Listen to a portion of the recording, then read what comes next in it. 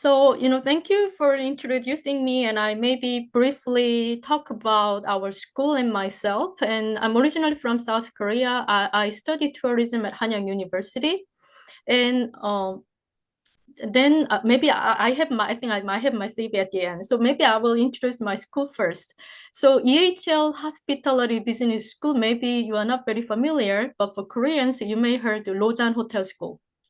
Right, so it's an École de Hôtellerie Lausanne was the French name because Lausanne is a French-speaking part of Switzerland. Then, because we have 3 campuses actually, so we don't call our name as a EHL I mean the Lausanne Hotel School anymore. We changed our school name to EHL Hospitality Business School. And also one of the reasons is our focus is more oriented to the business kind of, focused. So, we more focus on the real estate and business and the wealth management. So that's the reason why we recently actually changed our name. So as Dr. Gu introduced, and we ranked the #1 by QS ranking last 5 years as in hospitality education. And we are actually the first hospitality school in the world. We were founded in 1893. So last year, we just celebrate 130th anniversary on campus. So we have around 2,500 students. And, I often see some students say, like her grandfather graduate our school and her father graduate, and that's kind of third generation of students coming to our school. Normally, those students have their like a hotel business in their country. So we have over 91 nationality on campus. So it's very diverse, culturally diverse, and in terms of language as well. So many students speak more than 3-4 languages, unlike me. My English is so poor, but then my students can speak really a lot of different languages. So that's our school. So you can see some of the pictures of our campus. And as I introduced, I mean, our main campus is located in Lausanne. That's where I'm mostly teaching. So Lausanne is the like a headquarter, but then we have a small campus in Swiss Alps. It's a PASU campus. So currently we also have a BOSC program there, but the campus is rather small. And we recently opened a campus in Singapore to have a more, like a Asian, like presence. Because we are, Switzerland is a small country. Even though the location is the center of Europe, we know the students have a very strong desire to be international. So we actually use this campus for students to have like a 1 semester, like abroad.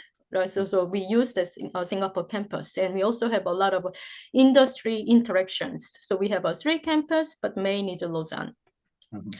And another thing is, if you have, I'm not sure, is there anybody who came to EHL Lausanne campus? In fact, I see quite a number of tourists to our campus. We have a campus tour program, and not only just the public officers from Korea or professors, we really have some tourists who's wearing, really tourist outfits coming to our campus to see, because we are the first, the hotel school in the world. And even you see the tourism information kind of a guidebook, and then you can find the EHL as one of the tourism attraction.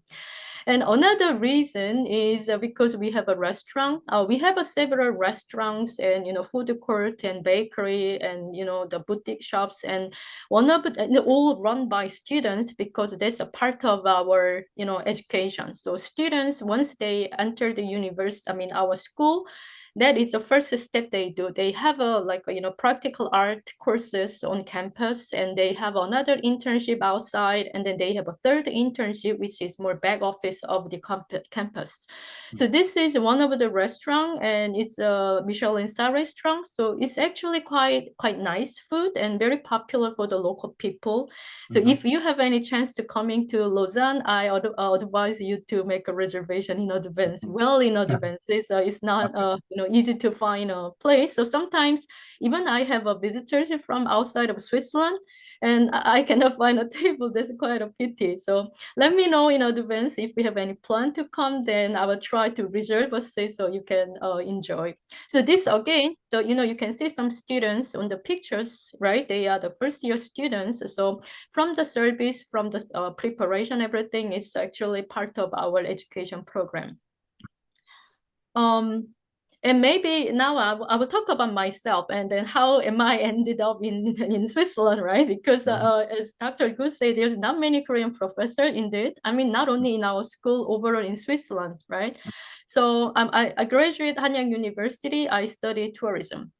And after I graduate, I was working for Samsung Evelyn around 4 years, marketing planning, and especially I was working for those market research and promotion planning. And while I was working, actually, I had a lot of questions. That I couldn't find the answer. So I was working in a marketing planning. So I had to design the pricing structure and what is the promotion. And that was my role, right? And also I did those profile survey. Then one of my senior staff in my department was working with Excel like every day and making scenarios, right? So if we have a 10% more visitors, and what is going to be expected revenue, and then what should be the price, I've been looking at, and I was asking to him, why do you use the Excel that all the time? And then he always make like 5 different scenarios, and I thought, is there any way to really automate, right, and optimize as well, right? So that was my question. I tried to find answer, but then I couldn't. So that was actually very the reason that I decided to go abroad and study. So I went to University of Massachusetts in the US. That's where I got a master's degree in hospitality management. But when I finished my master's, when I left the Samsung Evelyn, they didn't allow me to quit the job. So they gave me 2-year leave. So as my manager say, come back, you are still single in Korea, and we allow you to go, you enjoy your study and come back to company. Wow. But then after I finished my master's degree, actually I couldn't find the answer. And I realized how much I do not know. That was my answer. So I decided to go for PhD. And especially the reason Massachusetts is because they give a full scholarship. And then when I choose the PhD, and I wanted to have a business degree, because when I was to study, tourism, because Hanyang University belongs to social science. But when I start to work in company, I realize, the business is important. So the salary determined by the revenue, right? The company size. Yes. So that is one of the reasons I choose to go to Samsung, because I want to explore how the big companies are doing. And I know in terms of revenue, compared to the hotels, their revenues are bigger. So I wanted to see. So I wanted to focus on tourism, but I wanted to have a business degree, which is not very common. So many other schools have a PhD in hospitality or even in hospitality education. So that was the reason I decided to go to Temple University. And also, of course, there are many good scholars. That's another reason I choose.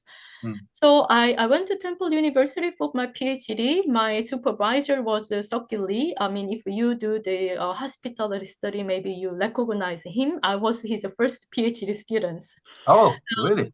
Yes, and when I start, he say, "Oh, you plan to finish your PhD within 3 years." Then you can barely finish in 4 years, because the schedule is not, it's always difficult, and it's difficult to finish on time. But then he was such a great supervisor. And he helped me to finish my PhD in 3 years. So after I finished my PhD, and during my defense, and I got a several job offer, and at the end I decided to go to Hong Kong Polytechnic University, which I never really imagined. I mean, I thought I may stay in US, or I thought I may come back to Korea. That was my just the initial thought.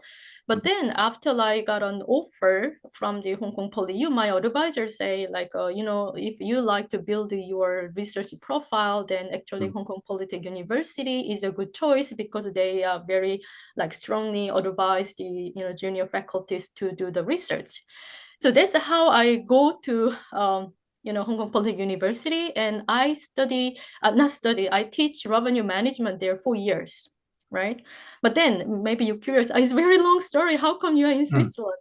It was around like 2.5 years. One day I got an email from the previous dean of EHL. And the Hong Kong Polytechnic University is in the hotel icon, right? So when visitors come, we meet them in a hotel, right? The cafes or restaurants.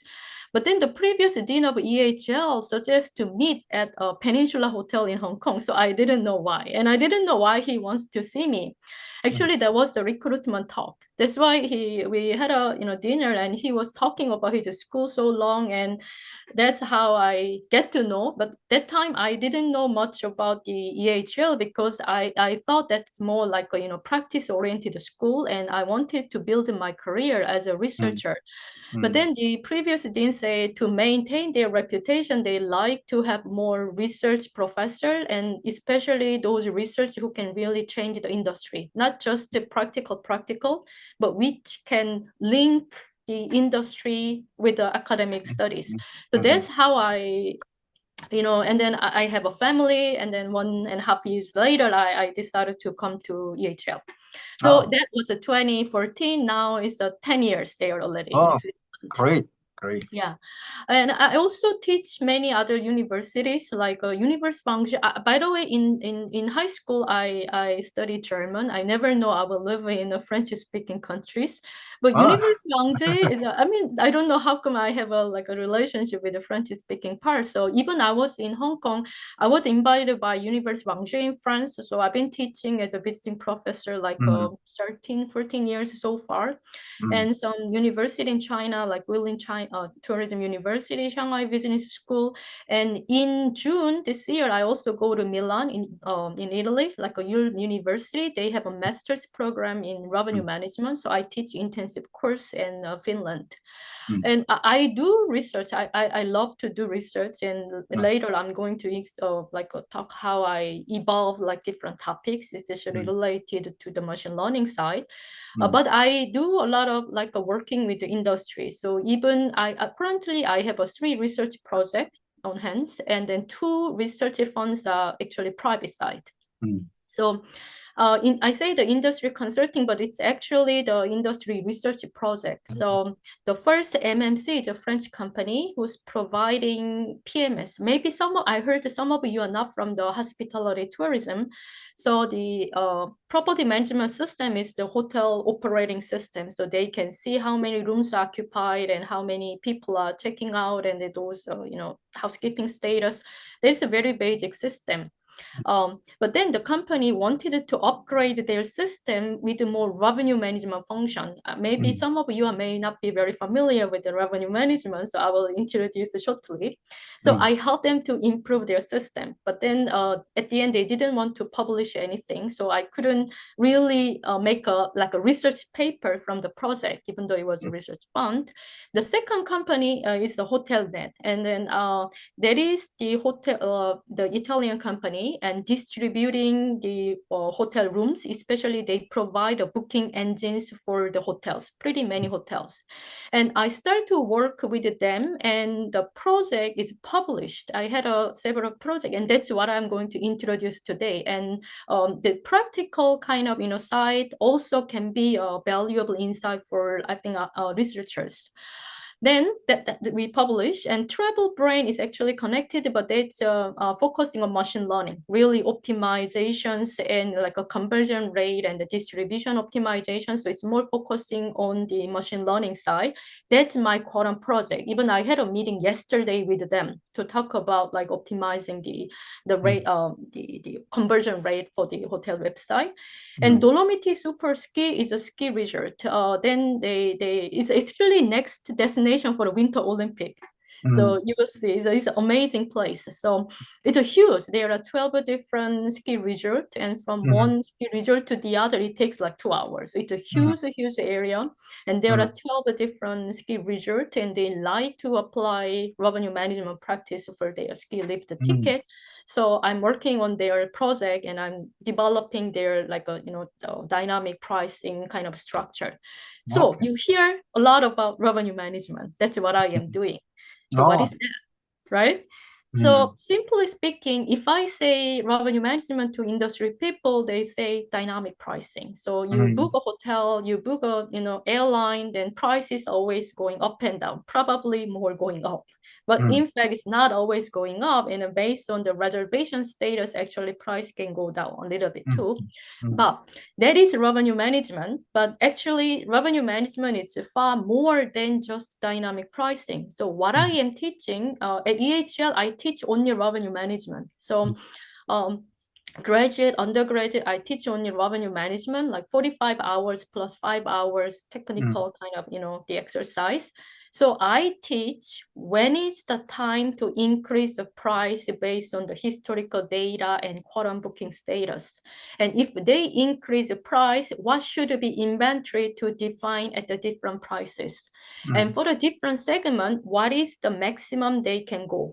And we actually use historical data, right? That's where machine learning can help.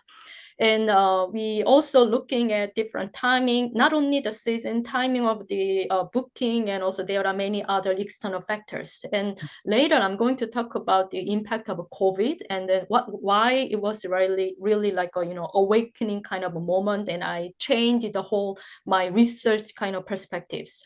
So that is the kind of that is me. And what did I say? Yes, if you like to add me in LinkedIn, you can check the Travelogue. That is my ID. And that was actually company name I opened when I was an undergraduate student. Even though I did not continue, we just try and we close. And I said that is the biggest mistake in my life. You see, it was 1998. So that time there was no concept of online travel agency. We had to use the old style, traditional camera, and we used the scanner to make our web page. So that was the time. But then my friends and myself, we decided not to continue because there was a tax, and we didn't know all these business, things out there. So we closed. And I say to my students that is the biggest mistake in my life. If I didn't close my business, I wouldn't be here. You are now become the one of the similar the TripAdvisor CEO. Exactly. I mean, I say, I can sell my company and I maybe lie on my own private land. Even there is a European headquarters of the Expedia in Geneva. We have a very good relationship. I'm working with them, and I talk to them. You could have buy my company. That is my biggest mistake. But also, I introduced this example because that tells us the dynamics of distribution channel in hospitality industry. I'm still here, but it's not so long. So I can explain how those landscape has been evolved. But it's my biggest mistake, but it's a very valuable lesson for my students. So yeah. So you became a successful professor in the tourism field, and you became number one school professor. So it's not a total mistake. It's not a total mistake. It's a mistake, but valuable. Alternatively, you're successful another field. So you got your genes. No, but it was fun, by the way. I mean, there is a long story why I stopped, but I don't think I have time to share. But that's why I like the the Travelogue, the title, because that was my company. Even I had the business card and some our articles on the newspaper that time as a young venture. But anyway, let's move. So that's me. So you know who I am, right? So, great you. Yeah, what I am doing. And now I say I am a revenue management professor, right? Then today my topic, I more focused on the machine learning, and you may wonder why. And that's actually this was the moment that I really wanted to more contribute this field. It was 2019. Maybe if you are doing a research in hospitality and you recognize some of the faces, and I was really excited to be invited to this summer school because it was 1 week program. It was, residential program. So the classes start at 8:30 until 6:30. It's all lectures and workshops. It was very, very like intensive. So I was invited as a lecturer to deliver revenue management, but I attended all lectures as a student, and I was very excited. But then here, maybe you don't recognize some of them, right? Because they are not hospitality field. Actually, they are from computer science. So this workshop was half from the hospitality, half from computer science. So it was really, those are like, we could see the interaction and conversion happen here.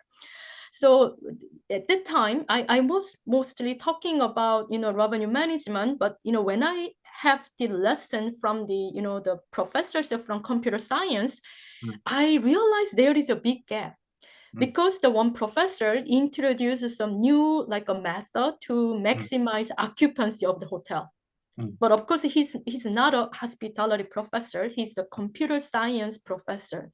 So he introduced a very, very complicated algorithm, and he say, oh, they were able to increase occupancy by like 35%. How do you feel? It's good. But then actually I raised the hands and I asked a question. Why did you try to increase occupancy? Because, if you think of hotel industry, you increase occupancy doesn't mean that you have a better performance. And I actually say very politely, to be honest, if you decrease your price than competitors, you can increase occupancy by 3%. I mean, they use all the different like approaches, but then if you use like, let's say linear programming here, like for the optimization, then objective function is important. What is your objective to reach? But then computer science people, because they don't really fully understand tourism and hospitality setting, they think if they can sell more rooms, if occupancy increase, then they think that is the better performance, but it's totally not.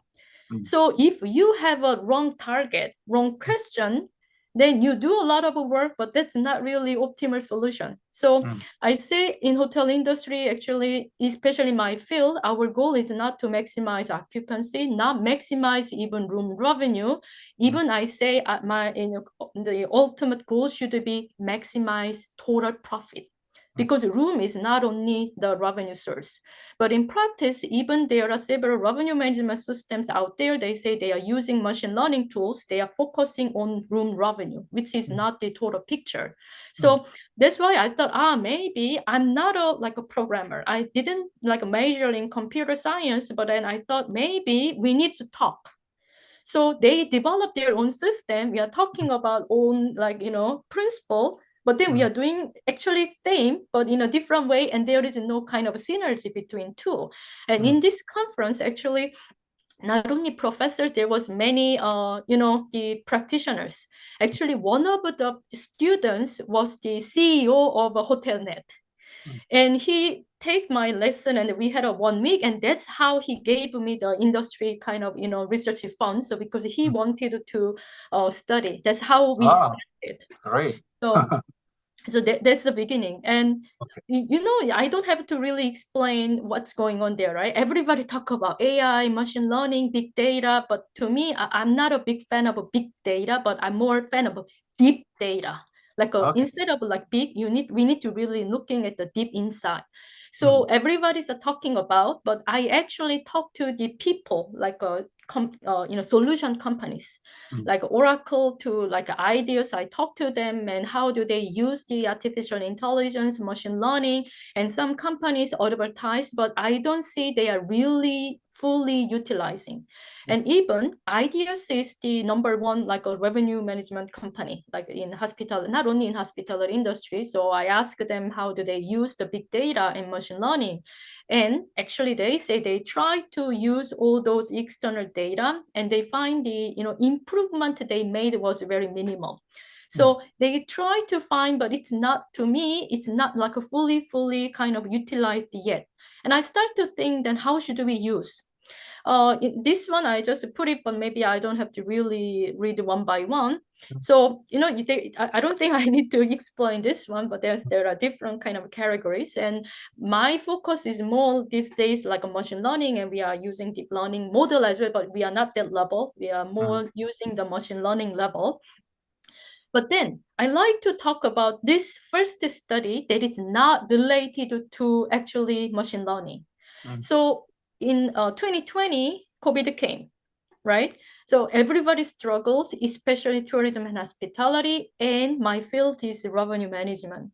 I got a lot of calls from owners of the hotel and also revenue directors. So revenue directors contact me and say, Cindy, our system does not tell us the future. They are lying. It's not the real number. What should I do? There is no demand. Should I, close, or should I just lower the price? I don't know what to do.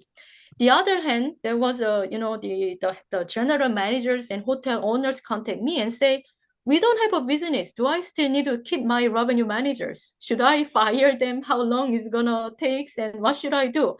But then, of course, in 2020, especially April, I remember I got invited to talk about the COVID and tourism demand by SDL, but then I hesitate to join because I didn't know the answer. There was huge uncertainty. So, this is how I start to think. So you see the Luciano, the second author, is actually CEO of the company. So we start to think, what should we do? So he had a company and he has the hotel like daily booking data. So we say, okay, there are huge uncertainty, and our question is, do we still need to looking at historical data? Was a very fundamental question. So maybe you are not familiar with the Pika forecasting method. That is the basic forecasting model used in hotel industry. So we use the historical data and we adjust the pattern based on quorum reservation on hand. That is the Pika forecast traditional model that used in hotel industry. But then we thought it's not basically really working well. So we thought, then what about, and we tried to see whether let me just see whether but there is still a booking curve. So we try to move the booking curve. So because of COVID, people do not make a reservation only, but people still travel. So we try to move the booking curve and use the traditional Pika forecasting. So we used the moving average method, and we found it was working better. Actually, we could reduce the forecasting error. But the thing is, we were not sure whether we have to move 7 days, 14 days, 3 days. We did manually. And we tried to see when is the best kind of moving average we need to apply. So we start to think, why are we suffering? Why are we trying to find the optimal kind of moving average? Why don't we use machine learning tools? Because they can detect pattern better than us. So this was a very simple study because it was really curiosity, right? Does historical data still matter? That was really fundamental question. Then in this study, we say, okay, maybe better than, us as a researchers, let's try to utilize machine learning, right? So the first study we do was, we try to ignore the basic principle that we used to use. That means we calculate, average booking curve of historical data, but then during COVID, we know it's not going to be the same. So we release the older data. And we ask machine learning tools to detect the similar booking pattern. It doesn't matter whether it's summer, winter, doesn't matter. We try to, clustering those booking curves, and we use them as the trailing period. And we calculate the average booking curve as the reference. So the existing companies, what they are doing is they put all the data in machine learning and try to forecast the future demand. But we didn't do. We use machine learning just to detect the different booking curve. And then we use the traditional addictive picker method from the outcome from the machine learning tools. So we use 3 hotels, maybe literature review, a little bit boring. I already shared the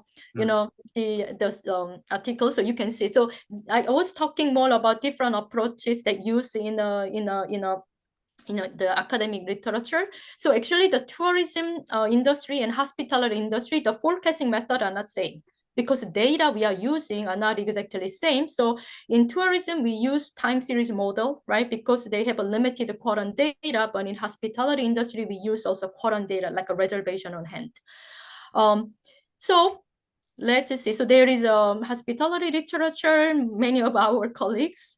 So what we did, let's see here. So this is actual, hotel. We use the 3 hotels in the real hotels, and they are boutique hotels which do not have the revenue management system.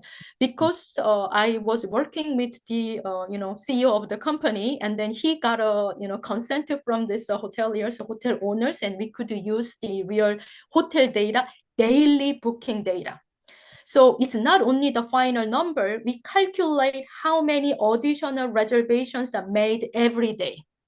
So that is the data we use. We use the 3 hotels. And we try to cluster the booking curve based on the pattern, different patterns. And then you can see different hotels have a different kind of, the features. And this is one of the hotel. Do you see different colors? So we try to kind of see if it's the same color, that means they belongs to same cluster. That means their patterns are pretty similar. But do you see 2020, the colors are totally different, right? So you can see July, August, September, we focus on the summer peak season. But we found all 3 hotels for 2020, which is during the COVID, they don't follow historical data, especially look at the Hotel 3. They belong to all same segment. Doesn't matter whether it's a weekend, weekdays, July, August, doesn't matter. Then we needed to find the similar booking patterns in the past. And then that's how we try to calculate the forecast based on the information. So here you can see also I graphically present the shapes of booking. This is a booking curve. Booking curve, that means days before, we say days before arrival. So that means before 106 days before arrival, there's not much booking. Later, there are more. But do you see there are, some like, let's just see E here. Here, E, booking start to make pie only. But if you see the other segment, the booking comes very last stage. Yes. So based on this pattern, we clusters and we use this average booking curve as a reference. And then you can see that all hotels have a different patterns. Okay. Then here, and also we try to see the time correlations, right? So days before arrival, same as before, like how many days before arrival, and then whether it's highly correlate with the final occupancy. So we try to see this. And maybe I will move it to the findings. I should remove the note, but then let's move on.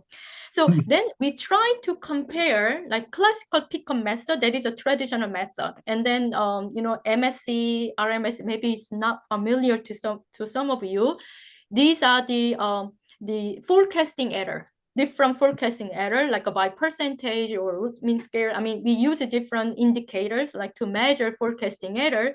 We compare classical pick-up method that is used by the traditional companies at the moment, and we also use the cluster that is our approach, right? Using machine learning tools, we use the different cluster method and we compare forecasting error.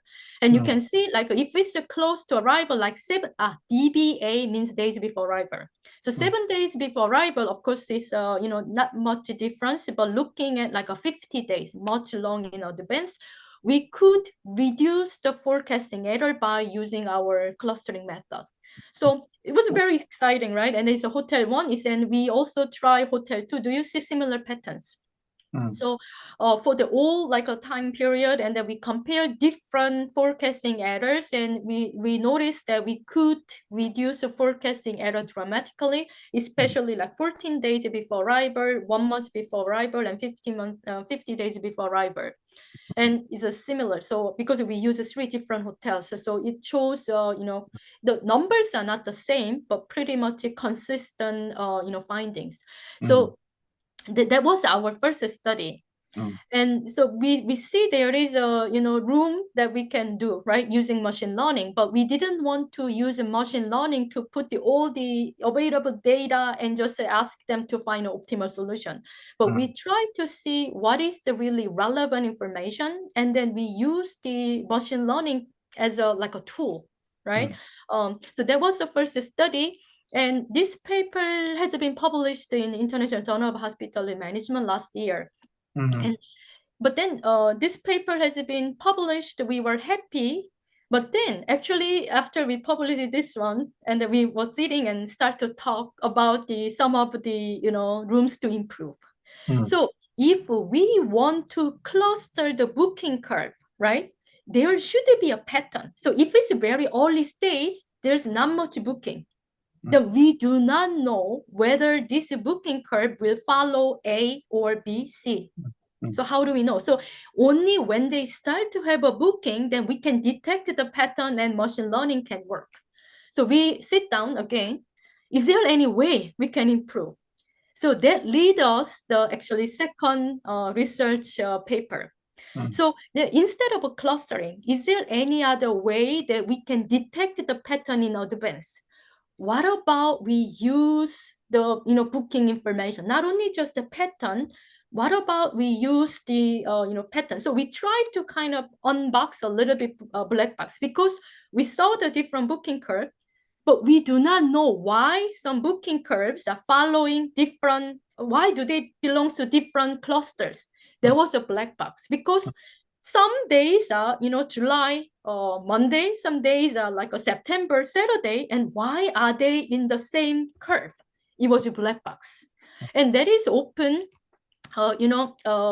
kind of suggested by many researchers in academic field, that they find something, but we do not know what they are doing. We say it's a black box, and if that's the case, we do not know. And then we kind of, as a researchers, we have a limited kind of capability to understand, right? So if you cannot understand, what's the point, right? We are heavily rely on. So we try to kind of see, then why don't we start to understand what determine the different shapes of a booking curve? That was our research question. Let's try to open the black box a little bit. So our goal was, let's just see a little bit more interpretable machine learning tools, right? Because it was successful, then let's try to see. And this is interesting, because as a researcher, especially social science based, I use a principal component analysis, especially when I use a survey method to reduce the dimension and things I use. But I didn't know that this method can be used for reducing the dimension of the booking data. So we use principal component analysis to understand the booking curve. So we still clustered, but we use a different approach.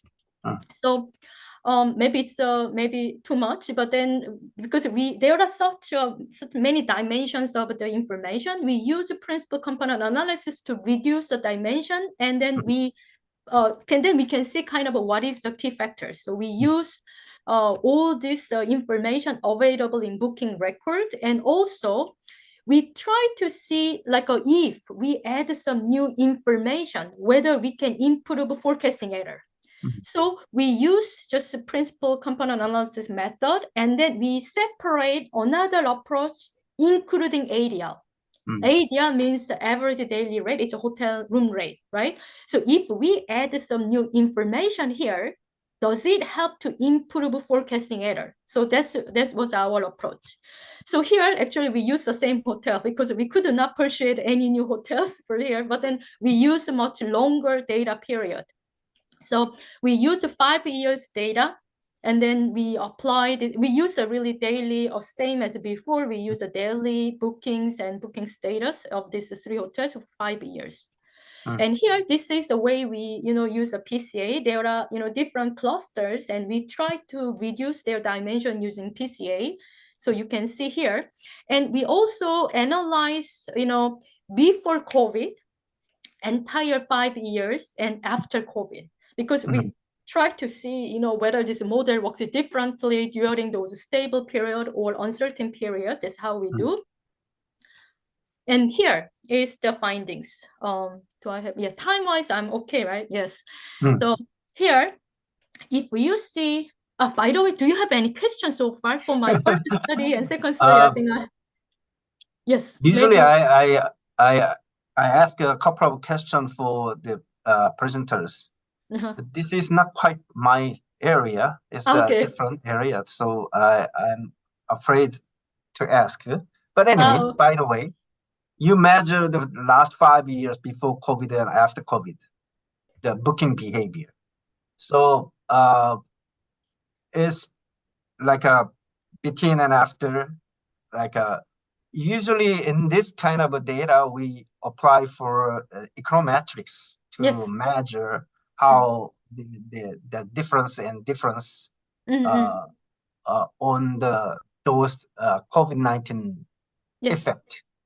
So but your method is a bit different from that econometrics. Why didn't you use that econometrics method for this situation? Because econometrics method have the assumptions. For instance, we say the theory of forecasting. So what we are using is like, especially when it comes, if you apply the econometrics to the, forecasting, field, then we basically assume the future will follow the historical data, but there will be a kind of, the noise, and we try to reduce the noise and try to understand the pattern. But then basic assumption is, if it's a July and this is July, there will be at least similar pattern and there will be overall trend. That's what, econometrics like, assume, right?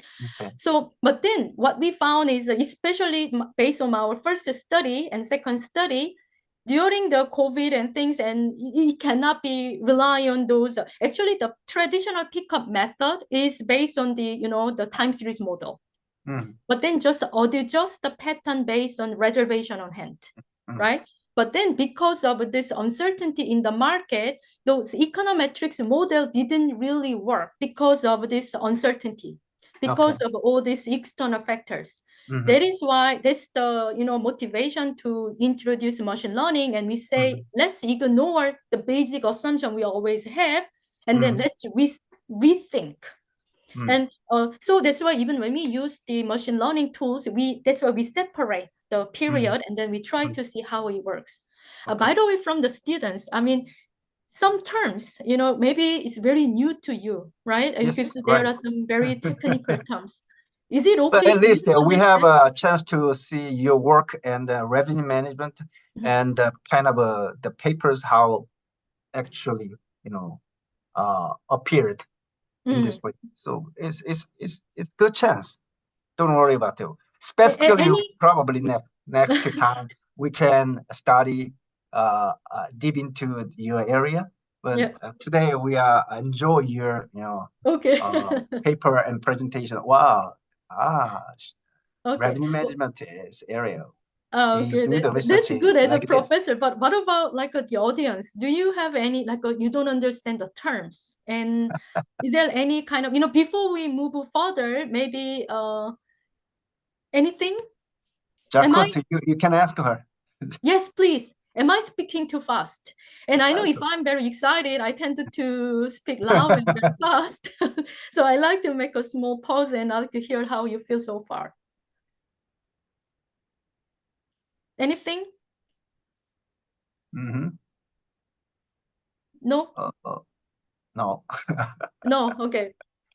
But I understand because you are not this field, so there is no like the dummy questions and that kind of thing. So just throw the question. That is the whole purpose, right? So and that's why I bring this. It's a little bit technical, but you see totally different thing, and you can see how other people are thinking, how kind of advanced their like a way of thinking. That's what I experienced, and I think it's a great opportunity. Even sometimes I really like to hear totally nonsense questions because that hits my brain. I start to think again, right? Because there's a different perspective. That's totally like a valuable point for this kind of research workshop. Yes, good. So Let me just show tell you a little bit more, because here I say booking window, and you ask me about whether there was any different booking behavior before COVID and during COVID and after COVID. And interesting thing is actually we explore a lot of like a booking behavior. Of course, during the COVID period, the booking window means days before. I mean, when is the timing of a booking? Whether people book just before arrival or much earlier. Do you see here? If you see middle is more like before COVID, and do you see the like a very close to zero? DV zero means day of arrival, when they arrive. So there are more people booking last minute, right? But then if you see overall, I mean, actually, there's a slightly different patterns. So especially if there is uncertainty, even though you can refund, right? Even the refund, cancellation policy has been changed, but then still people hesitate to book because they are not sure. So the booking behavior has been changed. And another interesting thing is these hotels, all three hotels are in Europe, right? In Italy, in France. So we also, actually, we are able to detect, their location, like their country, right? So I found it's very interesting. The Germans have a very different booking behavior from French and Italians. Oh, why? So which they're I didn't practical, know. and then there is something emotional. More like they book much earlier. Okay. Yeah, they book much earlier, and then Italians like a booking window much shorter, last minute. So you're just talking about those the cultural difference. The Switzerland, they are using 3 different languages, right? I living in the French-speaking region, but there are some parts speaking German and Italian language. But even it's a small country, the students who are speaking French, German, Italian, their behaviors are different, by the way. The German-speaking student, even though they are Swiss student, they behave more like the Germans. They come to class on time, like 10 minutes before start. And, Italians and French students, they talk a lot during the, in the middle of the lesson, more questions. So it's very different, the cultural difference, even it's in Europe. So there was a lot of interesting insights. So we actually use all this kind of customer profile data and timing of a booking and those information to here. And now let's move here. And now you can see many lines and many numbers, and I will try to explain a little bit. So here, do you see the yellow line? That is the traditional hotel forecasting, like classical pickup method. So days before, that means it's 40 days before arrival, right? Then the forecasting, if we forecast the final occupancy 40 days before arrival, it's over 10%. In hotel industry here, we use RMSC, but in hotel industry, we say around 5% forecasting error is kind of acceptable. Like if you see the major hotel chains, their incentives or bonus determined by forecasting error.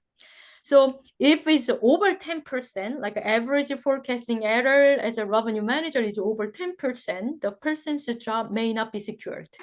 Because the forecasting error determine a lot of important decisions in hotel, right? Because they needed to allocate housekeeping. If it's a restaurant, they need to know how much the food should be prepared, and all this, like the part-time the employees, everything. So there's a lot of decisions rely on the forecasting. So that is important first step. So classical pickup method, even before COVID, was not really stable. You can see it's only before arrival, and then it's very high. And the second, do you see a little bit pinkish colored cluster? That is our previous method, right? We cluster the booking curve based on the shape, and we cite our own study, and then we use the cluster method. And then PCA is the principal component analysis. You can see a bit purple and black. So the difference between purple is we use all available information other than ADL. And we add in the PCA, we just add one new information and try to see whether this, the room rate can add additional kind of, the components for the forecasting model. So if you see, definitely it's better, especially like even 40 days before, right? But do you see it's below 65%? We could reduce the forecasting error, especially PCA method was slightly better, right? It's not dramatic, but slightly better, right? And also this is the entire period, and we also see the after COVID. But in fact, this is an interesting thing. When we looking at after COVID, right, the year 2020, even the classical model could maintain pretty good kind of forecasting. Of course, we could even reduce, but it was still under 5%. So you know what, this paper we published, but then in IJHM, actually one of the reviewer asked us, oh, okay, this is interesting, and then the good, but then if you're looking at 2020, actually the improvement is not that dramatic. Is it really worse to invest that much and do this? Because if the improvement is not that dramatically a lot, but then we say the hotel industry, there's always uncertain factors, and also using this approach we can determine this patterns much earlier. So that's how we argue. And this you can clearly see the yellow lines are always high. That means their forecasting error was much higher. And this is the final occupancy, like hotel 2. And you can see, especially, this is the same information, but I'm showing the first hotel, second hotel, third hotel. Exact, the patterns are, of course, different, right? Even the site locations are different, but we see something similar patterns, right? Before COVID, entire period, and after COVID. So this hotel, in this case, you can see the booking windows become a little bit more wide, right? Some people make a last minute booking, but still some people making a booking like 5 days before arrival. In this case, for instance, Germans are here. Germans are here, and Italians mostly here. So we see there is some critical kind of factors related to their booking behavior. That's what we try to understand. Okay, before we move. So yes. That the booking behavior and is quite related to the making planning and yes. the scheduling. Yes. So Germany is more set up their personal schedule in advance. Yes. And in a long-term base. And the Italian, they are pretty much like a changeable or yes. in short-term base. Yes, so exactly. Their behavior is coming from their philosophy, and then maybe. Actually there's a cultural the background. So which means is Germany is more that country, like a Nordic country, and England, German, and then Italian is South Spain, and the Greeks. Yes. Yeah. And France is half and half. Oh yes, I can say that. Yes. And I think another reason is a very interesting finding.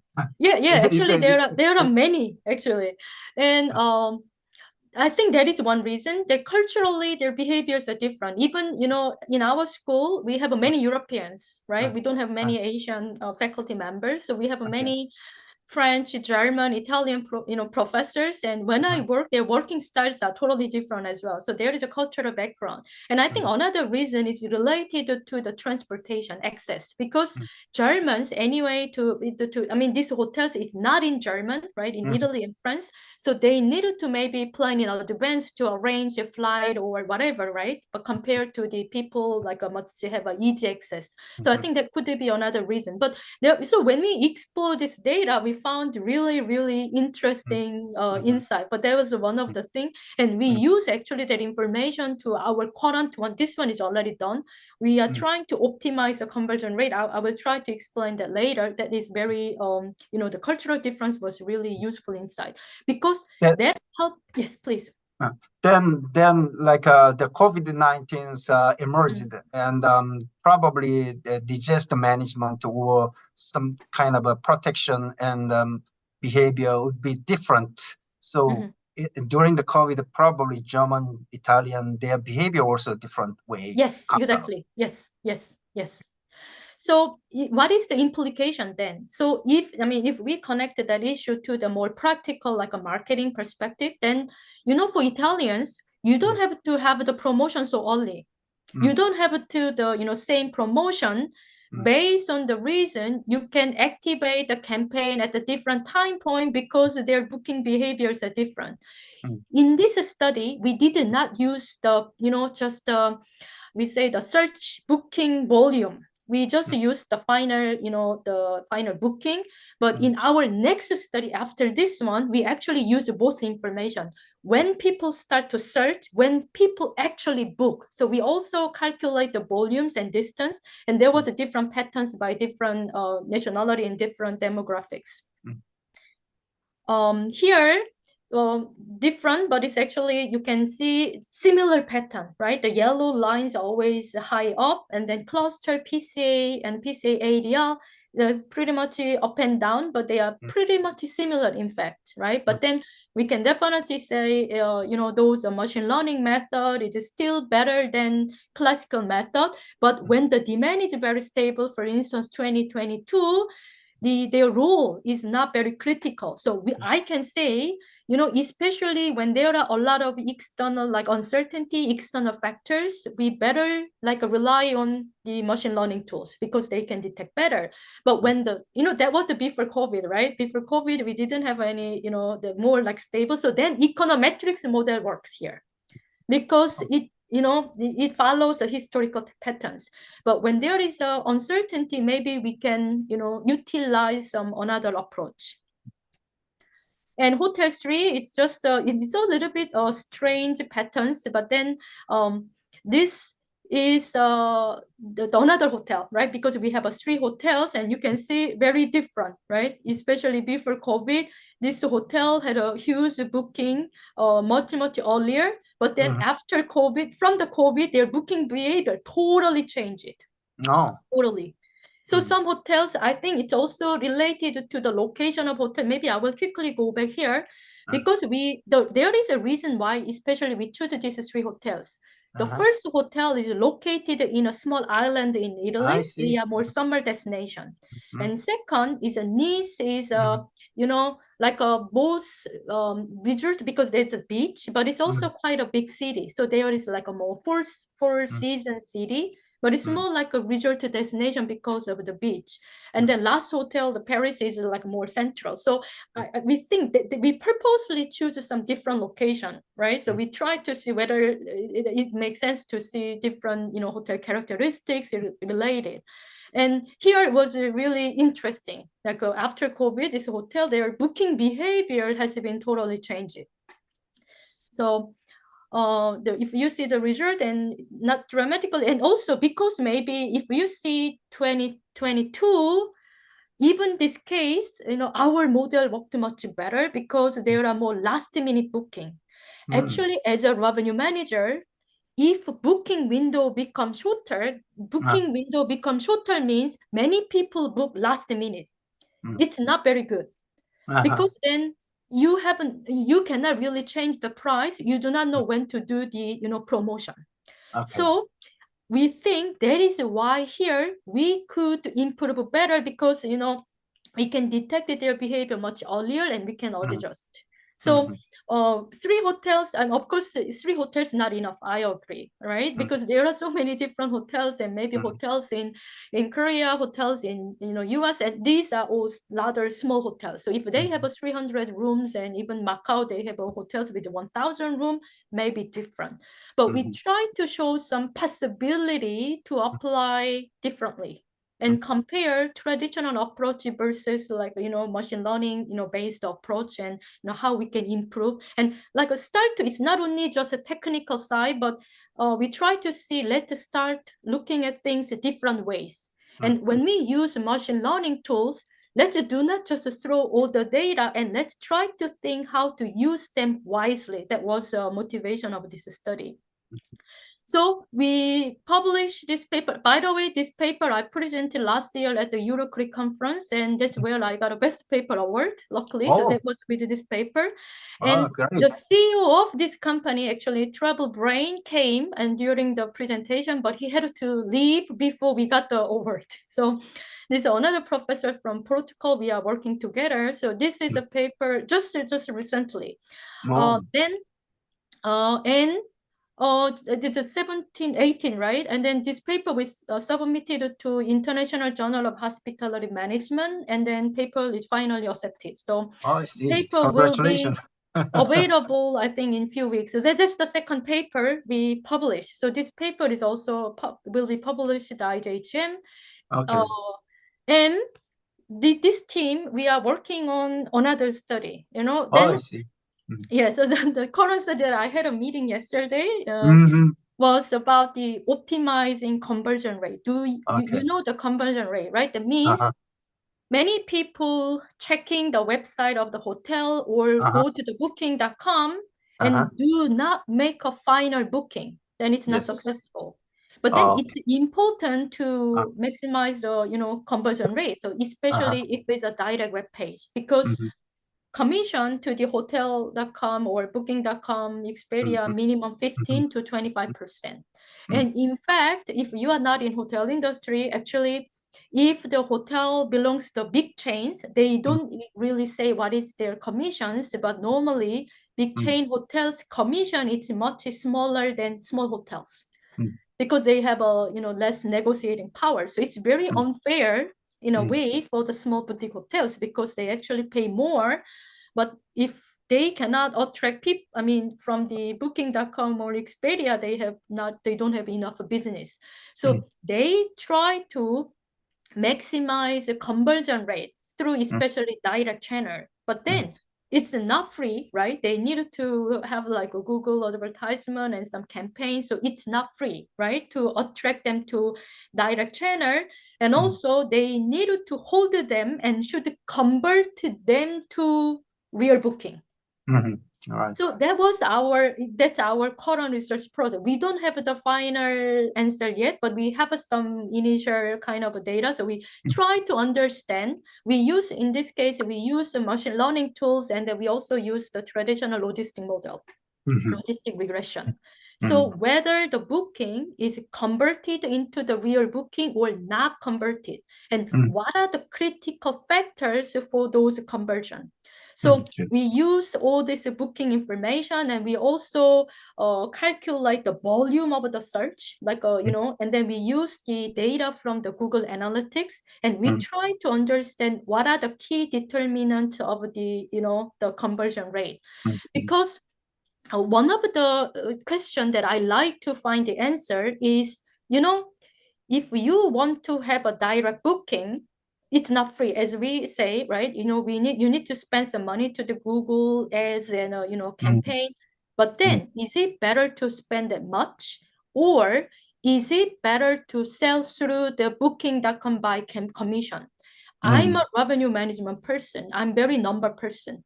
I don't care occupancy. I care what is the final profit on my hands. So then, because we say sometimes even you have a rooms, you don't sell through booking.com. We stay close to arrival. We don't sell the rooms through the booking.com because we like to secure our inventory for our direct channel. What should be the optimal number?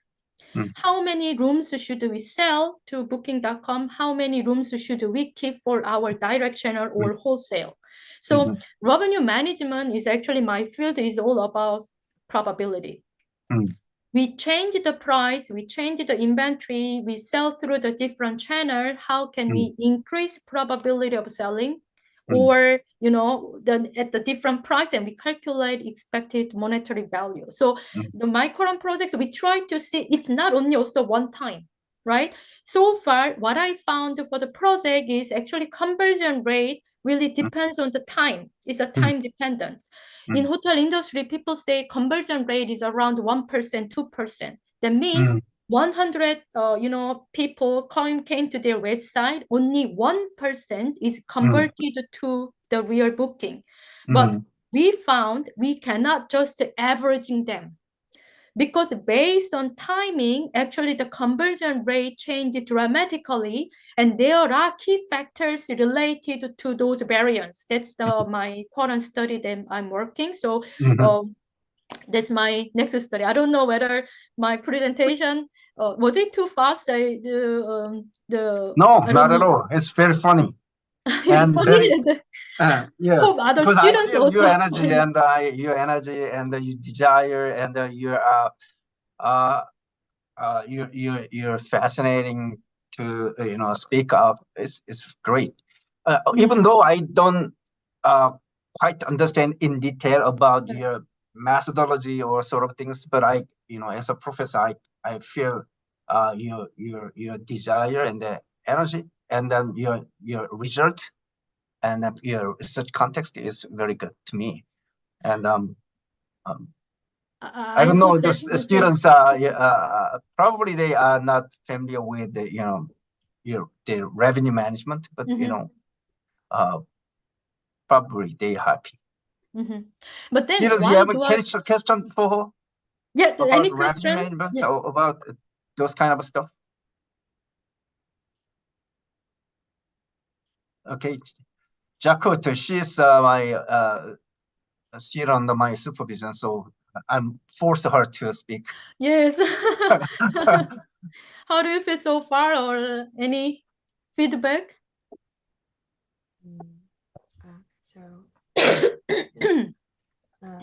Thank you for this nice presentation.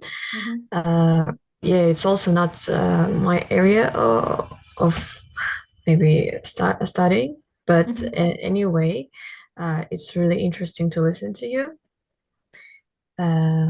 So my question is like, your third new study, like, can you explain again about what it was and the new study? So then before I move to this one, my current one that we are working on is the we at the end like to find the optimal conversion rate at the different time point.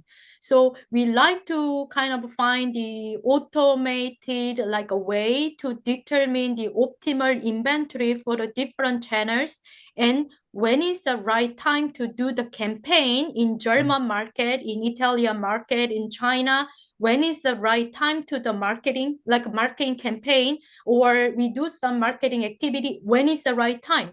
Then we should find when is the time that is the key factor. For instance, if you do marketing 1 week before arrival for German marketing, it's not going to be effective. It doesn't contribute to conversion rate because they already booked. So we try to understand by like a really daily basis whether these factors are contributing to conversion rate. We use logistic model. So logistic is using the binary data, right? Whether it's a yes or no. So if it's a yes, converted, what are the key factors? Was it because they are from German, for instance, because we are talking about the geographical location, or because even actually we are checking whether they are repeat visitors? I mean, we are checking whether they check their website a few times because they have some, the tracking tools, and whether they click Google and TripAdvisor and through their website. So, and also for instance, we measure how long they stay in a web page and then convert it to the booking, and what was the last page they look before they book. So all these informations are actually considered. And for instance, if we know one critical page, let's just say there was a room photo or it was a map, so we know that is the last information they kind of regard the most important and help to convert the booking. On the other hand, if the page was the, let's say, room photo, and then they just leave, what does that mean? It's not attractive. It's time for them to change the information, something. So we try to understand what are the key factors. So at the end, we try to find what is the important information. If we know, then next we can allocate different resource and strategy at the different time point for the different segment. So the study is about conversion rate. By the way, before I move to this like more conclusion section, I will share another. It's not my study. It's one of the company based in Ireland, right? I met the CEO of the company, and they share very interesting actually study about conversion, right? That also tickled my brain to more step into these studies. So the company is helping hotels to improve conversion rate. So they are not distributing the rooms, but they add some promotions and things to the hotel website. And if the booking is converted, this company is taking commission from it. Only just the converted booking. So this company did a lot of experiment, especially hotels in the boutique hotels in UK. So for instance, to hold the people not to leave, they do not want people close the page. So they changed the music, background music, like more soft classic music, more violent music, because they want to see like whether there is any kind of those factors that they can hold the people or convert. And they changed the pictures. Of course, one of the most effective way was to showing some last minute discount. For instance, if you just book right away, there is no discount. But if you don't finalize the booking, and if you try to close the page, and then there's just like a discount information pops up and say, please do not leave. If you make this booking, we will give you one free breakfast, or we will give like 5% discount for the spa.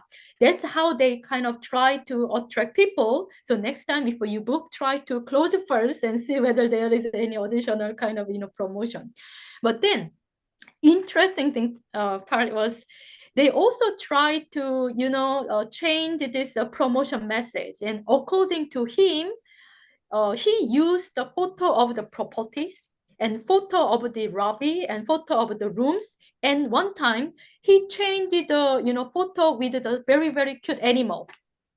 When they tried to close, and then there was a very cute cat, the picture, and say, are you really living? Please look our offers. And then according to him, that helps to at least people click the offer. It was not a hotel photo. It was not a like a room photo, but it was like an animal photo. So there could be some like affective components. So it was quite interesting. So it's not only just the number, but there are some other factors. So that is my current. So did I answer your question? But I don't have the final model, but we are in the process. So maybe probably by the end of this year, we are trying to finalize a study and presenting maybe in one of the Eurocre, maybe. But then I hope, or maybe next year, if I'm invited again, maybe I can present the study. But that's that I don't have the final answer. And actually, when I prepared this research, and I a little bit worried that maybe this context might be too specific, and then there are many technical terms. But then I still thought like maybe this one at least, you can start to think something different, right? Even though you are not an expert, you see, Cindy is doing this kind of research. That's interesting. Then what about I apply this to my field? So that was my intention. Like try to like open, I say, make your brain a little bit soft. I like that expression because, then I have a lot of new ideas. That is my whole ideas. And another thing is, I am invited to deliver a lot of keynote speech, especially in Europe, in France, in European countries. And one of the most common question I hear from the industry people, even from school people, is whether we still need to teach revenue management. By the way, my course at EHL is very notorious. Failure rate is highest. Because my course is very like a data intensive, so I use a lot of Excel. Excel is not an ultimate goal, but then students need to understand the logic. So I teach 45 hours and 5 hours by tutor just for the exercise. So it's a 50-hour course, but it's not even enough. And my exam is like half theory and half calculation. So I cover linear programming and bid pricing, all these optimization techniques in my class. So students say, oh, Cindy's class is one of the most difficult course to pass to graduate EHL because failure rate was around 30%. Now I reduced. So it's not 30%, but people, especially those students who doesn't like number, they're afraid to like start. And I say, relax, the revenue management is not only about number. But then we have much better system. Even today, I introduce new approaches. Then do we still need to study? Do we still need to, like, I teach 45 hours and my students are, afraid of my course. Why do I torture my students, right? So, people say, Cindy, do we still need to have a good revenue manager even if the systems are getting smarter and smarter, right? So because I teach really forecasting and then displacement analysis with the number, so system can do, why students should know this, right? I say we still need to teach. Because, for instance, in this case, if you see the numbers from the system, and we do not know how this number has been, kind of calculated, we cannot really question what they do. Let me give you another example. So, for instance, let's say, last year I had to have a lot of interviews to hire new lecturer because I don't speak French, by the way, but at EHL we have some lessons in French speaking, like French speaking students. So I interviewed a lot of industry people, and some of them are from like ACO, and then 20 years, 23 years from Marriott as a revenue director. So they came because they don't have a PhD, but they have a very long industry experience, and they apply for the position. And I had an interview. They have a test lesson, and I ask questions. So then I ask very specific questions. Then they could not answer. So one of my question is like, what are you gonna do if you are, basically I ask some theoretical question first. What is the bid price refers to? How do you use the shadow price in revenue management? And their response, they never heard, they do not know, but actually the value is calculated from the system. And that gives us some information. So if they do not understand, actually, they do not know why the system proposed to close the specific length of stay or change the rules. They don't understand. So even when I talk to some revenue managers, they say, expected occupancy next week, Wednesday and Thursday are all over 100%. But the system tells Wednesday minimum rate should be 100. Thursday should be 130. It's not because expected occupancy is 100%, but because the shadow price of the dates are different. It's not about occupancy. It's actually determined by shadow price. If they don't understand the concept, they blame the system. I actually hear some of those 5-star properties in Seoul, famous big property, and they say, ideal system is very, nonsense. And he say he doesn't understand why there are different rate recommendation. It's because they do not understand the logic behind. That's one thing. And another thing is, I say the revenue management systems or the property management system, everything is more focusing on the rooms. But then I did not introduce like a cross-selling and upselling studies that I have done, especially when I was in Hong Kong. It's not only just maximizing your revenue, what you have, but you should find some additional revenue opportunity which is not existing in the data, right? Because your revenue, the machine learning, whatever, they can analyze the data which already happened in the past. But if you come up with some new ideas, right, for instance, it's not possible to do. For instance, I'm not sure, I didn't put the picture here, but then Air New Zealand, for instance, they changed the economy shape, right? So if the seat occupancy airlines is only 80%, then sometimes you go to the airline and you see there is empty seats and you say, Yahoo, and I can enjoy the more relaxed space, right? But then as an airline perspective, as I say, I'm very business person, right? I see like there is a waste of inventory. They are not generating any revenue, right? So it's not good for airlines. That's why they don't mind to reduce the price, not to waste any inventory, but still maybe there are some leftover inventory, right? So what they do is actually they change the shapes of a seat, economy class. So it can be flat. It's not only the armrest, but actually it can be flat. Actually, I included an example for my lesson tomorrow for the undergraduate class. So what do? Is they start to sell the empty seat, especially for those families traveling with the small kids. I booked 2 seats already, and then we are going to have 5 additional, empty like a seats. Then they send the email and say, would you like to enjoy more space? And then they sell extra seat. This kind of idea cannot be come up with machine learning tools.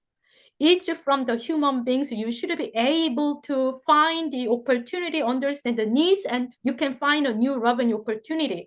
So I believe I do research with the machine learning tools, and that's definitely helping us to improve, because I'm definitely sure systems can calculate much better than us. But then how are we going to use this system, and whether there is anything else beyond what we are doing that is still from our our like a human beings kind of creativity and our experience. And that's why some people say hospitality program students, do we really need, we are not just serving. I don't think we are just teaching serving and service. We teach the principle of the operation. We know how it works. That helps to design even machine learning tools or AI, whatever. There should be really interaction. That is, I think, purpose of this, the seminar. So you have all different fields like conversion. So that we can really find, the synergy, because we see the same thing different ways. And that's why we human beings need to sit down together and talk and ask questions. To me, most important thing as a researcher as well, and as a teacher, as an educator and as a academics or industry, is asking questions. Are we doing right? Is there any way that we can improve? AI system, right? Machine learning system cannot find the solution unless you ask the right question. So that's how I explain, that they can help. But of course, you should go beyond the level. You should be able to have more strategic, well-formulated questions. That's our role as a researcher, especially. So that was, I speak quite fast, right? I don't know whether it was interesting. And you can see my email address. And I don't see all your pictures, but you are very welcome to. Actually, the professor's information are available everywhere. If you just type Cindy Hall in Google, and you can see my email address and Google Scholar, everything. So feel free to contact me if you have any, kind of questions. And especially today, I talk very fast, and I didn't give you very details, because I think those are technical side, maybe even I explain maybe is too limited. But I'm happy to share my original article so you can see. And yes, I'm happy to discuss much further. Thank you very much. It's a great presentation. And I just one question, and sharing my experience about the revenue management from my current research. Yes. Actually, as you know, AI is a role of AI is so powerful. Is providing very good information processing for decision making, and the option for choice. And these days, I also try to do research using of AI marketing. AI marketing, it means human intervention AI is these days hybrid systems. Yes. AI provides very well-made options for decision makers. So in that case, humans are reluctant or positively either way. Some people like it, some people don't like it. But some case, to get some knowledge of shallow knowledge of about the information, that time AI is good for decision making. But I agree. seriously, like converging to the actual buying, that's a little bit concerned, and very we need the trust and then the reliable information. So we move to human intervention or human suggestion and recommendation. Yes. So I think hybrid system in these days, AI sketch and human intervention together for marketing channels and for TripAdvisor or whatever. So that's for increasing revenue and sort of things. So it's different approach, but I also doing some revenue management to using our AI marketing, also upselling and then something like economy premium tickets of airline companies. How we try to manipulate pricing strategy and then try to upgrade the tickets and sort of things. Yes. Anyway.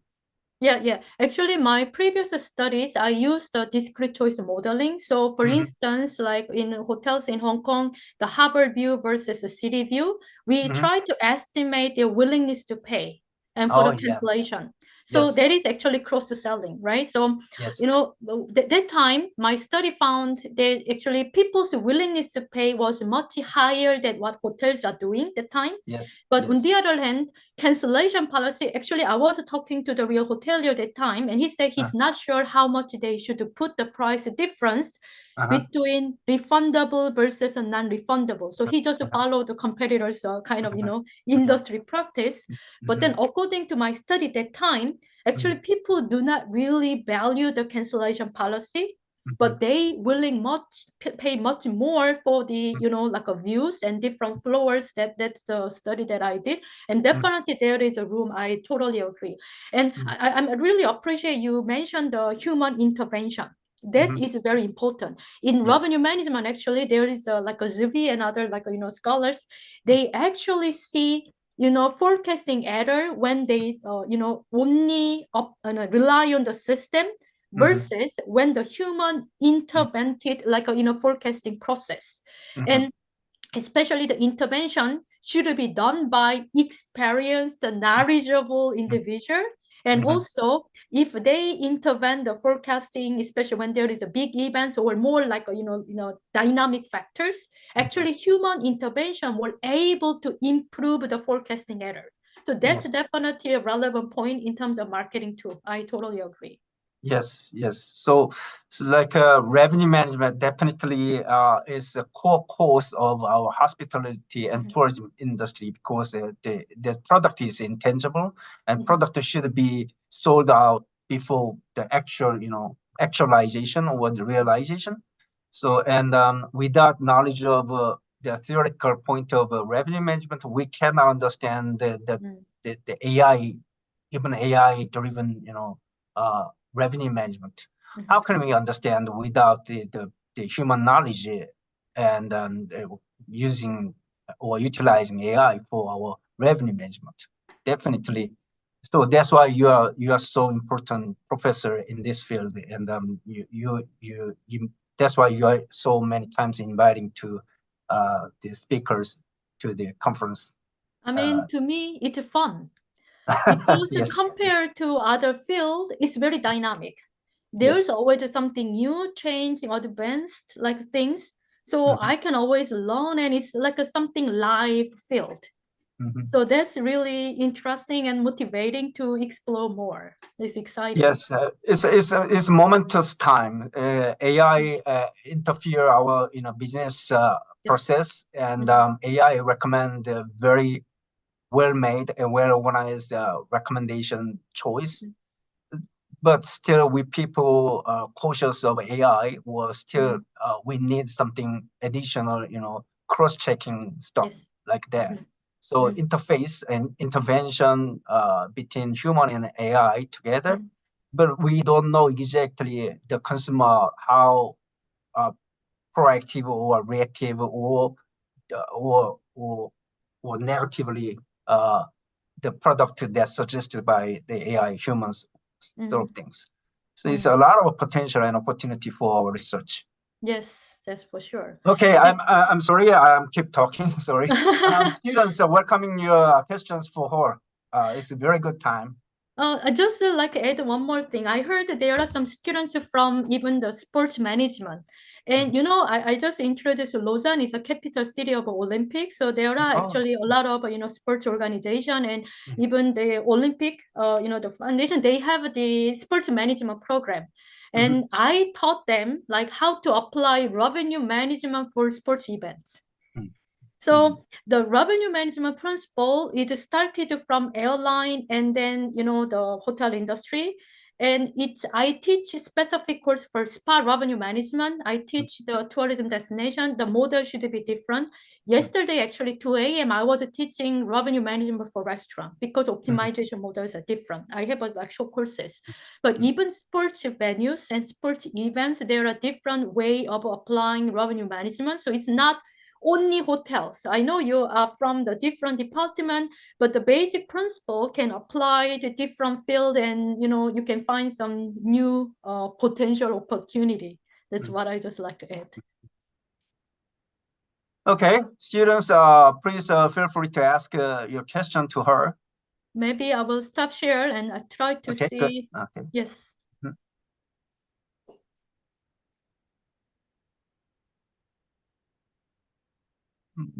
Okay. Even I understand is that context is a little bit techy, but you can ask very general questions. It doesn't have to be very relevant to the technical side. So, but if you have any question about the okay. Go ahead. Yes, thank you for the lecture, Professor. I think data is important in machine learning research, but it's not easy to obtain. And Professor, how do you usually find the hotel-related data for your research? That's a very good point. And that's why I talk to the industry quite a lot. And I throw a question to industry people, especially top management, like those CEOs, and say, are you doing this? And how do you do? And I throw the question they cannot answer. Then they try to find the answer and they want to work with me. That's the way I do, because if you use the public data, that is not very relevant. And especially I say for this study, I use the daily booking information, which is not possible. Even you contact STL, I use STL data as well, but it's aggregated, right? So you cannot have a really booking behavior. So the best way is you have a very relevant, important question, and talk to the industry. And if that is really important topic, they don't mind to share the information. That's how I do. So my critical studies, I have other companies that also, especially top management, not the managers. I was talking actually Oracle as well, like just before COVID. And then it was not the top, but it was the director. And I was going to do one project, and I found different department have a different, the stakeholder view, and it was very difficult. Some didn't want to give the data, and some, want to have a different studies. So at the end, it was not successful. So maybe you go to maybe industry. I mean, some conferences there are many the speakers, right, to deliver their industry case study. You prepare super good question, right? And then that they cannot understand, or the CEO never think. For instance, like the cross-selling the one of the platform is Waki, that is based on Netherlands. That is one of the company. I know the founder of the company, and I ask some questions and propose a research topic to optimize the timing of cross-selling based on different segment, different products. So I asked the question, because they sent the offer 3-day book, and then the cross-selling offer was sent to 3 days before arrival. I asked the founder, why do you send 3 days before arrival? Why not right after booking? Why not right, when they, did the check-in? And what about different product? They sell spas, restaurants, and different product. Is it all same conversion rate? And they say they just do 3 days before arrival, but they do not know. And the founders, that's actually quite interesting question. Actually, if they provide me the data, I can calculate probability of conversion. Right, so that's how I started the conversation. Then of course, to find the answer, they should provide the data to us. But then when I agree, when I sign and I say I want to publish this paper, the data protection I will do, but I signed the contract only when they agree to use the data for my research as well. That's how I do so far. So I think maybe you be ready. When you attend some interesting and there is a company that you want to use, then you study the company and you think of some questions they want to know. And you think how you can solve the problem. I think, so to me, that was the most successful approach to talk to the top people of the company and use their data for my study. Actually, the preparing well-made, well-organized questions, and that is important. But however, they know who Cindy Her is, and the credential and the credibility is important for transaction and then communication with the counterpartners. It's not just for questions, for her background and her career and the whole entire life. It's a tell us who she is, and then they give the data to her to analyze. That's why we need to publish it continually about the domains, certain domains. And questions again Gu as well, right? Professor Gu can help you to get the right data to study. Yeah, it takes about you has been the areas over 10 years. I have been the years over 10 years. So it's 10 years at least, guarantee something, doing business with the counterpartners. Okay. Anything else? Anything else? Was it stressful session, or was it fun section to you? Did I give you more stress to think? No, it's a great chance. Janice, again, Jakut, you're from the Kazakhstan, right? Yes. First of all, thank you for answering to my question, and sorry for interrupting like in the middle of your presentation. So I really like today's presentation, to be honest, and even though I didn't know some terms, it was really understandable. And thank you. So my question is, you said that in your last study, it was moments when some people, they enter for booking, and then in the last minute they change their mind, right? And you give us a few examples, some people, they give kind of free coupons for coffee, or cute images of cats and dogs and that kind of things. I just wanted to ask which one, how do you think, what will be effective in this question? That was actually, I don't have the data. Actually, it was by the, the CEO of the company. He introduced, and he didn't show me the actual number, but he showed the examples, the actual pages they use, and showed the picture of the, actually puppies and, cats. And they said that, was most effective to hold the people. So I don't have the actual data, whether it's really, really effective, but that was, he introduced it as a case study, right?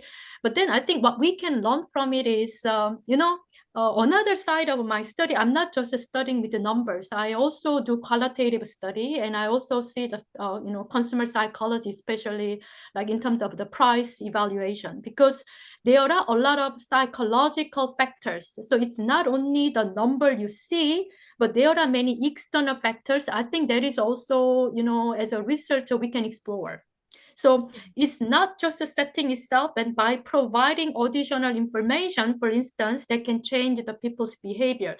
Maybe since we still have a little bit of time, my previous study, actually, when I was in Hong Kong, I used a hotel icon as the experimental setting. And I used the people's willingness to pay for luxury amenities, room amenities. The reason I did the study is actually from a revenue management perspective, because when hotels sell the room, if it's a standard room, it's the same standard room.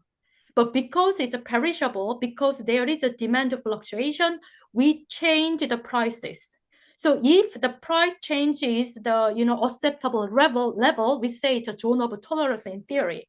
If it's a zone of tolerance, people feel it's still fair. Okay, 20% difference is still okay because it's a weekend, because it's summer. But if it's beyond the level, which you can sometimes find many hotels in the States, like New York and like especially Manhattan, then people start to feel this is the same hotel.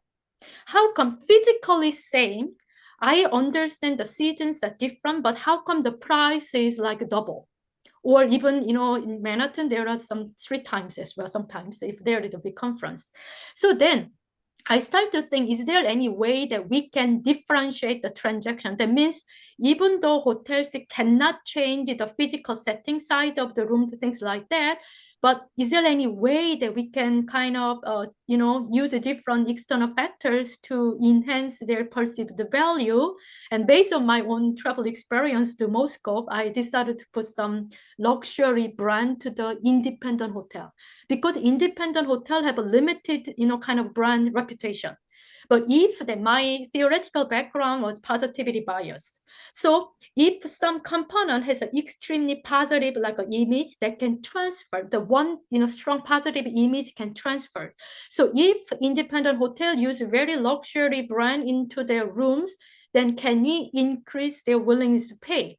But of course, that time I already knew their willingness to pay will be increased if they see some, Chanel No. 5 perfumes, and I did some focus group interview and list up all those brands. But the important lesson, actually, the paper I got, another best paper in another conference previously, was not only just branded amenity, but I actually put the exactly same branded amenity, and third setting, I enhanced the communication. When I put only the item, and I also added some small, like the small table tent, a paper tent, to explain the brand and kind of reinforce, see, enjoy like what you are having. So it's actually in terms of cost, I'm a revenue management person. So because we put the exactly same item, in terms of cost, exactly same, but by enhancing the communication, right, highlighting the point, actually people's willingness to pay increase even further. So that is what I also teaching. Do not focus on the numbers or items, what you're selling. The way you are presenting your information, the way, you're showing the price actually matter, and also other factors. So as a researcher, there are many, many things, interesting things to explore. Don't have to be really machine learning, but, in terms of consumer choice, there's so many topics open. And that was maybe one of the examples that we do not know answer yet, but we can, dig more theories to explain, consumer behavior, and that's the fun part of research. Actually, we can do that kind of a research with the survey experiment design. And so one of the way of approaching to finding the revenue management. So like Professor Her, she is somewhat data-driven analysis for her paper, but is quite, it's a good methodology, but is sometimes is afraid to do. So marketing is another way of approaching that kind of a revenue management. Okay, other students, please. And for that, if you're afraid of those two number kind of approach, actually you can use conjoint analysis. And there are many tools available, and even the industry practitioners use some conjoint analysis tools, which reduce the burden of analysis, but you can still try some different attribution and then with the pricing factors that may be useful for the master student. Okay, other students? Okay, let me ask you. You are the professor of the Lausanne School in Switzerland. Actually, is most ambitious the institution, and people like me in Korea, probably the young generation, 20, 21, or 30, like her, in this room, the students have a dream of going Switzerland, not only the sightseeing, but also the professional, field as an employee, something like that. So, I mean, it's a hotel or professor or whatever. So, what is the good things in Switzerland and bad things in Switzerland? Good things about Switzerland and better things about Switzerland. Okay. The first of all, I was born in Seoul and I was living in the city. I mean, only 4 years near Yongin for Samsung Apple, and I was living mostly in Seoul. So Yongin is my hometown. Okay. So, when I stay in Hong Kong for years, first 2 years I was excited, but then next 2 years I felt kind of like tired. And that's why initially when I got a job offer, I just got married and my husband moved from Singapore to Hong Kong because of me. And then I got a job offer from Switzerland. So I say actually no initially. Thank you. Even the dean invited me to their campus and they provide like 4 days, 4 nights, 5 days, like, travel expense, everything was covered. But after finish, I say, sorry, I cannot go. So I wasn't really, ready. And I afraid of the language too. And then my husband cannot speak French. So, but then in Hong Kong, I spent another year and then I have a baby, then I changed. And then luckily, that's the point. Luckily, the dean contacted me again. Like 1 year later, he contacted me and said, the position is still available. Are you still interested? So the next time we met in another, actually, another Hyatt property, not in Hotel Icon. Then that time I thought like, okay, I'm already tired of Hong Kong because too congested. And Hong Kong is a nice country, but very packed. And I feel like, space between people are very tight, and then there are social stress. That's how I feel. And then this air pollution and everything. So that was the time I was almost like tired about Hong Kong. And then we considered to going to the Singapore, like my husband has a family there and things. And then, but then because the dean approached me again, and then he said the position is still available. That's how we decided to move to Switzerland. So far, that time actually I hesitated, even I say no initially, right? But then now I've been there like 10 years in Switzerland. I'm pretty happy with the life, and people sometimes ask me, isn't it a little bit boring? Like, I say I'm living in an Alps Azuma, right? I say. But then we really have a mountain at the back and the lake and very natural setting, which I appreciate. But then actually in Europe, like in Korea, like it's you need to have a flight to go other countries. But in Lausanne, even the location wise is quite convenient to move to other cities. So by train, it takes 3.5 hours. And then to Milan is one of the central. I go to Milan quite often as well. It's 3.5. So I take a morning train, and around 9:30, I'm already in Paris. I'm already in Milan, like that by train. So it's actually quite convenient. So when there is industry meetings and things in Paris, I just take because there's a direct train from 6:30, and I arrive there like around 10. So it's quite convenient, and then the interaction among the European colleagues is quite nice. So that is the maybe good things. And Switzerland is one of the country, I think, most expensive in terms of all this thing.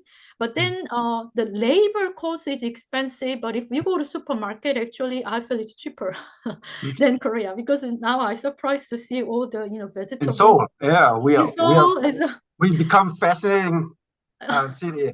It's the most expensive city, like Switzerland. Especially the supermarkets are super expensive in Korea. But then if you go to actually the supermarket in Switzerland, you don't feel it's super expensive, and people are not, having a dinner every day outside. So, there is maybe limitation. Like if there is no coupon, you cannot expect like 1-day delivery, it's impossible.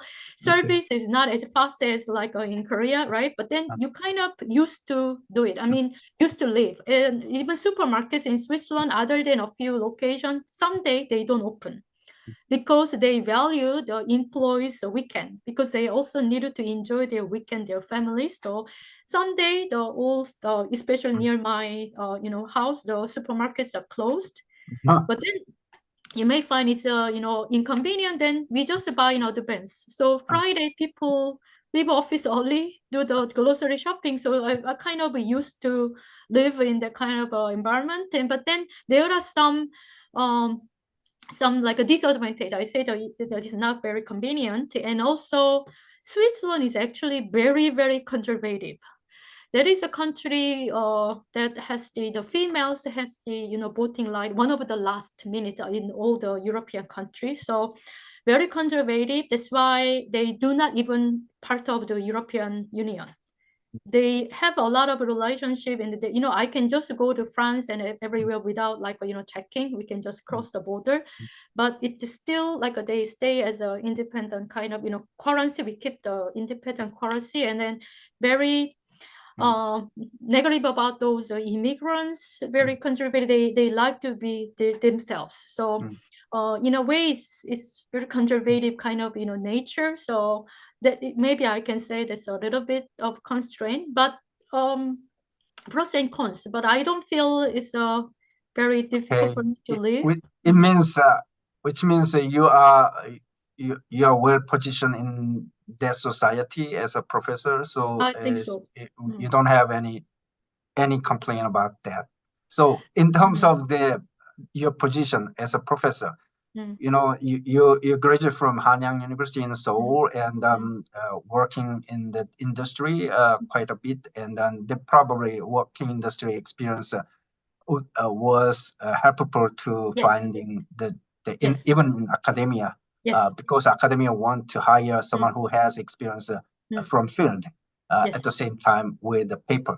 And through their path is from Seoul to industry, and then again to PhD in America and Hong Kong and Switzerland. It was quite wide and diversity experience so far. Yeah, it is. Yes.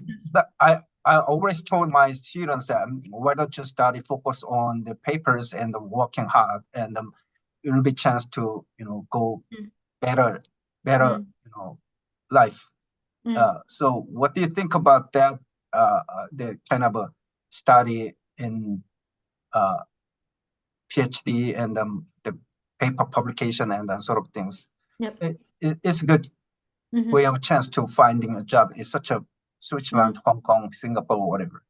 So, yeah, first of all, as you just say, the working experience is definitely good, because I asked even previous dean, right, when who hired me to here, say, how did you find me? How do you know me, right? How do you contact me? And he said, actually that time he hired the professors from three universities, Cornell, Penn State, and Konkong Poly, because he wants to hire some people who do research. So he was checking the step list, and they checking the publication, and especially as you say, because I have a working experience, and he saw my papers are very applied but still published in a good journal. So that's why he contacted me. So definitely useful, because even it's not just to find a job, but to continue your job as a professor, if you understand the industry, actually you can come up with a lot of interesting, fun research topics, right? So it helps you to continue your as a scholar. That's one thing. Second recommendation, I mean, if you go for PhD, it depends. In Korea, maybe the PhD in business or PhD in education may not be a big difference, but in the US, especially if the accredited like universities, they prefer the PhD in business. There's a different market value. So because some university cannot hire some PhD certain, right? So you will have a limited choice. So if you go to US and you check whether the degree is a PhD in social science or PhD in education, because some hospitality program, they give a PhD in education, for instance. So then the universities do not prefer to hire those degrees because that also impacted the reputation later, the accreditation. In terms of research, maybe you find your own research, interesting side, but then also you think what other, especially what is the valuable kind of research that people appreciate, especially in a hospitality tourism field. There are many people studying like a human research, or maybe there are not many people who likes numbers. Maybe that's why my side, I thought like I want to explain people, persuade people, then I need a number. That's my approach. I don't want to say just talking, right? Then I know that I was working in Samsung, at Samsung, then we had like a fighting every meeting. We had to persuade my manager to have the marketing budget. That was the process. We had to show the number. We had to show the proof. That was my exercise. So that was a practice. And then I think that is not many people approach the, study that way. That may be like a unique part. So maybe all of you here maybe have a different, area of study, but then you see what other people do. Then if you are one of them, it's very difficult to stand out. Then maybe you try to see the same thing slightly different way. That may give you more opportunity. That's how I feel. And don't be afraid to be a minority. I just mentioned that minority is not, I mean, in Switzerland, of course, I'm a minority, but I totally enjoy. Because when I was, when I go to Samsung, for instance, at that time, only 10% of employees are female. So actually my department had, they didn't want to have a female new employee to their department. But then I went to the department, but then I am the minority and they don't like it, so their expectation is not very high. Even now, I'm very short, by the way, very short, small size Asians in Europe. When I go to the industry events, and sometimes I'm the only one Asian, or some events, I'm the only one who cannot speak their language. So, everybody can kind of see me, right? A very small Asian, what is she talking? But I enjoy the minority because then I start to talk, tackling their brain and ask questions.